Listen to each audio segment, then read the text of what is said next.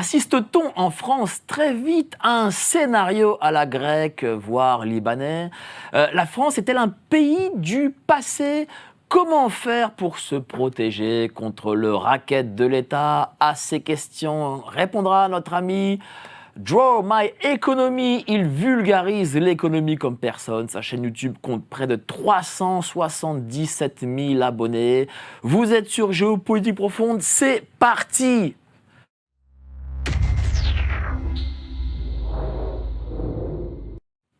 Bonjour à tous, vous êtes sur Géopolitique Profonde, la chaîne qui est là pour remplacer les médias subventionnés. Et oui, on est là, on arrive dans le game, comme on dit, et on les remplace, et très vite d'ailleurs.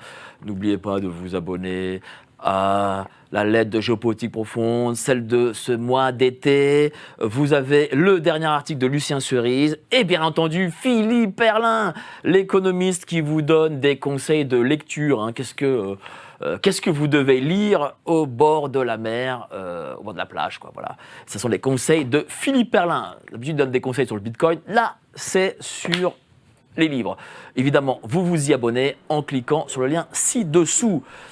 Bonsoir, cher ami. Comment je dois vous appeler? Draw My Economy, François-Xavier? Moi, on m'appelle François-Xavier ou FX. C'est la chaîne Draw My Economy, mais tout le monde me connaît comme FX ou François-Xavier. Donc ça va bien. Et tout le monde vous connaît avec ce magnifique chapeau aussi. Exactement, mais c'est pour ça que j'ai un chapeau. Hein. Je rassure tout le monde, j'ai des cheveux en dessous parce que je sais qu'on me pose souvent la question. Mais j'ai un chapeau, voilà, les gens me reconnaissent avec ça. Oui. Voilà, vous n'êtes pas Alain Juppé, vous avez des cheveux. Non, je ne suis pas Alain Juppé. Sous ce chapeau. Dites-moi, alors vous habitez à l'étranger. J'imagine que ça doit être très compliqué pour vous d'habiter à l'étranger plutôt qu'en France. Et qu'est-ce que vous vous dites lorsque vous regardez peut-être certains médias français de la situation actuelle? Qu'est-ce que vous vous dites? Alors moi, je regarde beaucoup les médias français parce que d'abord j'ai toute ma famille qui est en France, j'ai mes enfants qui sont en France, qui font leurs études en France, et qui travaillent en France pour ceux qui ont fini leurs études. Donc je regarde beaucoup et puis j'ai une chaîne sur laquelle je fais aussi beaucoup d'actualités.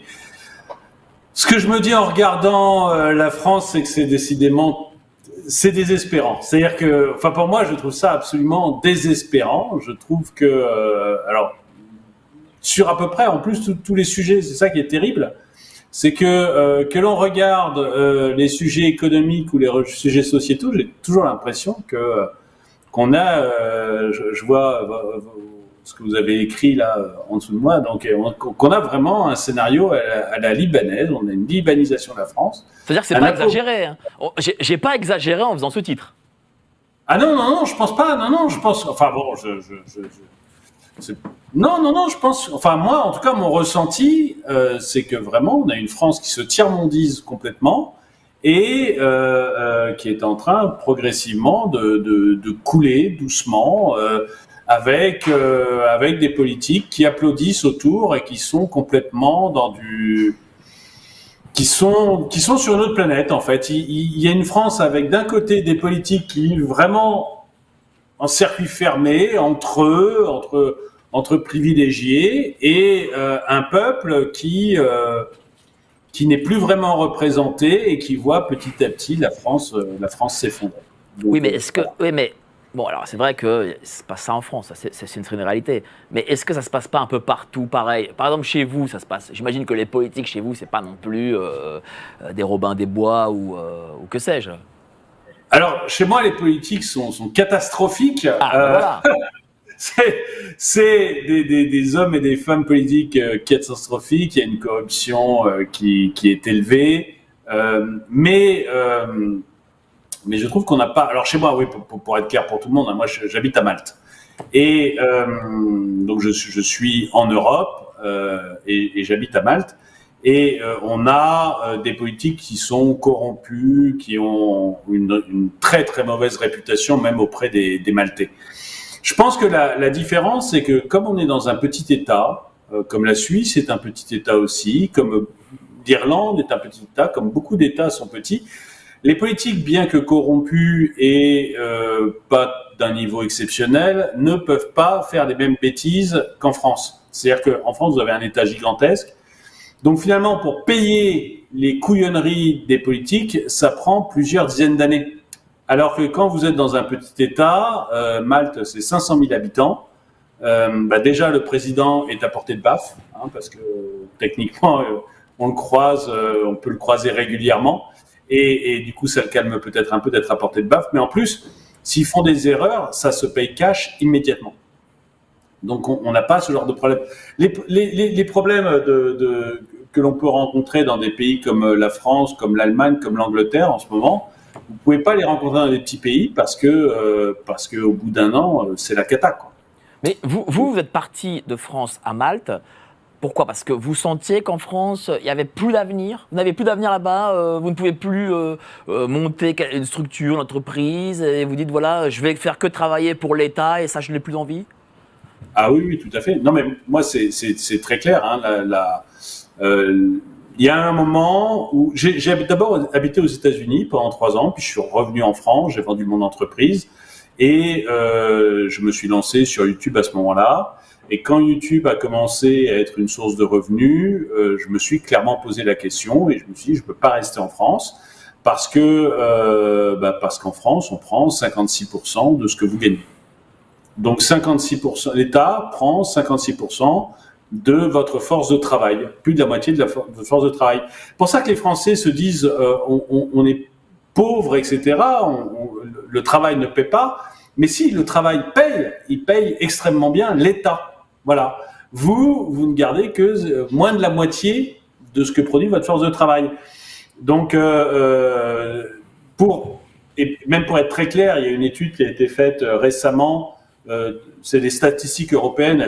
On ne peut pas les remettre en question parce que c'est vraiment l'outil statistique officiel de l'Europe qui compare et qui dit que pour 100 € de pouvoir d'achat réel que prend un Français, donc 100 € de pouvoir d'achat réel, l'État, lui, prend 114 €. Donc il prend plus de la moitié de ce que vous gagnez. Et c'est le pays qui en prend le plus. Vraiment, vraiment de très très loin le plus.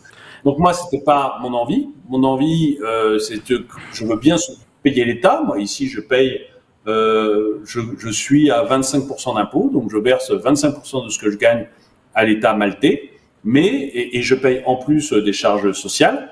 Mais pas question d'en verser plus, quoi. Je pense c'est-à-dire qu'on peut payer 50, 60% même.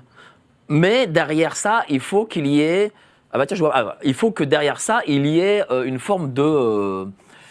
qu'on voit que cet argent a vraiment servi. Je veux dire, cet argent ne doit pas servir à payer la bouffe de Monsieur Larcher, en fait. Et on a l'impression que lorsqu'on paye des impôts en France, ça ne sert qu'à payer des choses totalement annexes ou qui ne servent en réalité à rien. Mais moi, même si ça sert à des choses, je ne veux pas payer 50 ou 60% de ce que je gagne en impôts. Je comprends. Peu importe le service merveilleux que me rendra l'État, rien ne vaut 50 ou 60% du temps que je passe à travailler. Vous vous rendez compte que du 1er janvier jusqu'au 17 juillet, les Français travaillent pour l'État. Gratuitement, du 1er janvier au 17 juillet. C'est pas supportable. Peu importe ce que vous offre l'État. Et si en plus, il vous apporte des services merdiques, parce que, je vais vous donner un exemple, la sécurité sociale en France, vous en êtes très content, bon, merveilleux. On a fait croire pendant longtemps aux Français qu'ils avaient la meilleure sécurité sociale au monde. Moi, heureusement, j'avais vécu à l'étranger, aux États-Unis, donc je m'étais aperçu que c'était pas vrai. Mais en plus, à Malte, avec le faible taux d'impôt, je suis pris en 100% en charge pour tout ce qui est santé, à 100%. Tiens, voilà encore un truc qu'on a fait croire, que soit les médias, l'État, l'éducation nationale ont fait croire aux gens, c'est qu'ils avaient la meilleure protection sociale au monde. Et là, vous êtes en train de nous prouver que c'est faux.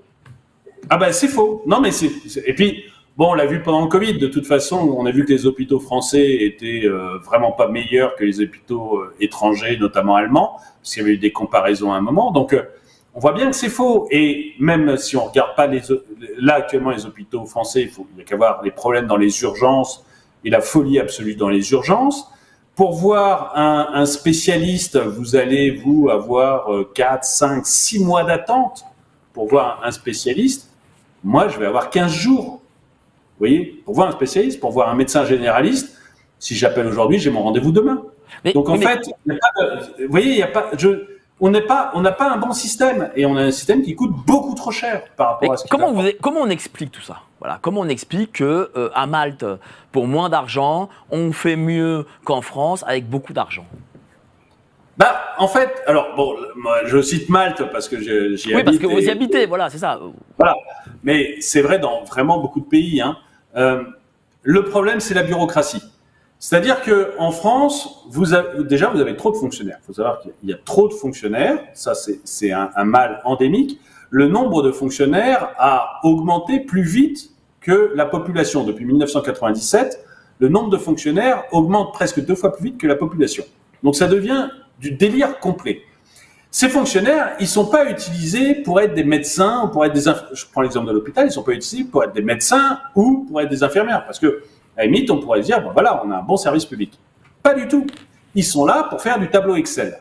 Ils font du tableau Excel pour faire des reportings, pour faire la communication. La mairie de Paris a, je crois, 250 personnes à la communication de la mairie de Paris, ce qui est complètement délirant. En fait, ils ne servent à rien.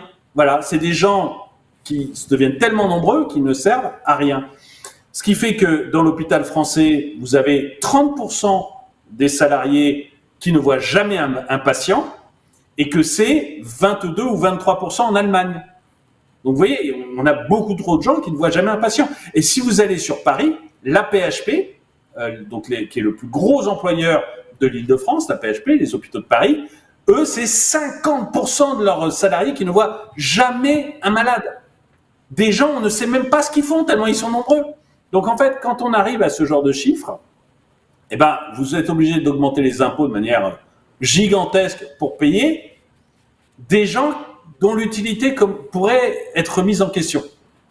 Et d'ailleurs, Madame Castex a parlé dans un colloque, je crois, il y a 2-3 jours, de réaugmenter des impôts.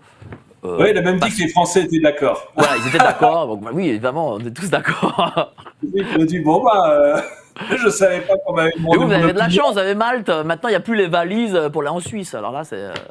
Voilà, mais. Non, mais les Français sont.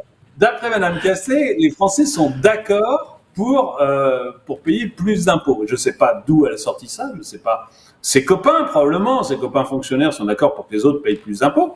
Mais en dehors de ça, je ne vois pas où elle est allée pêcher cette idée. Les Français sont d'accord pour payer d'impôts et donc il faut augmenter les services publics. On est les recordmen du monde en services publics, donc c'est pas la peine d'augmenter. Ce qu'il faut, c'est aller regarder. Je vous ai donné l'exemple de l'hôpital, il y a exactement la même chose dans l'éducation nationale. Exactement la même chose dans l'éducation nationale. Vous savez combien de profs ?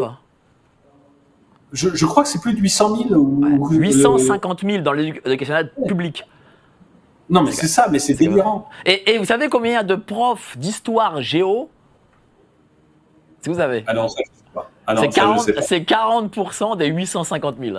Putain, et les mecs, ils savent pas écrire, ils savent pas lire, ils savent pas, connaissent pas l'histoire de France, mais il y a quand même 40% de profs d'histoire géo. Enfin, c'est hallucinant, quoi. Alerte Info. Géopolitique profonde prend sa place dans le paysage médiatique français. Bonsoir à tous, vous êtes sur Géopolitique profonde, la chaîne qui est là pour remplacer les médias subventionnés. On investit maintenant la rue et on veut vous entendre. Le gouvernement de M. Macron nous a obligés et nous a enfermés chez nous. Mais on a besoin de votre soutien. Alors cliquez sur le bouton j'aime pour nous soutenir.